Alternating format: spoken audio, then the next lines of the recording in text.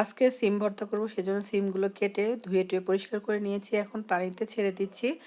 যতক্ষণ সেদ্ধ হচ্ছে ততক্ষণ পর্যন্ত আমি কিন্তু সেদ্ধ করে নিচ্ছি। যখন সেদ্ধ হয়ে এসেছে তখন আমি এভাবে ছাঁকনি দিয়ে ছেঁকে তুলে নিচ্ছি। আর ঠান্ডা করার জন্য অপেক্ষা করছি, কারণ ঠান্ডা না হলে তো ভর্তা করা যাবে না, সেজন্য। আর এখন মরিচ কিছুটা টেলে নিয়েছি, টালা মরিচের মধ্যে লবণ দিয়ে মেখে নিচ্ছি। আবার পেঁয়াজ, আমি এখানে কাঁচা পেঁয়াজটা ব্যবহার করেছি, আপনারা চাইলে ভেজেও নিতে পারেন পেঁয়াজটা। আর অবশ্যই ধনিয়া পাতা দিতে হবে, ধনিয়া পাতা দিলে খেতে কিন্তু অসাধারণ লাগে, সেজন্য ধনিয়া পাতাটা দিয়ে সিম ভর্তাটা করবেন। আর মেখে নিলাম।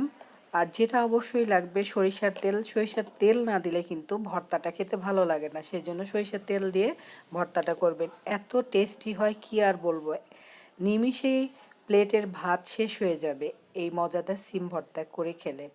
অবশ্যই ট্রাই করে দেখবেন। রেসিপি ভালো লাগলে কমেন্ট করবেন।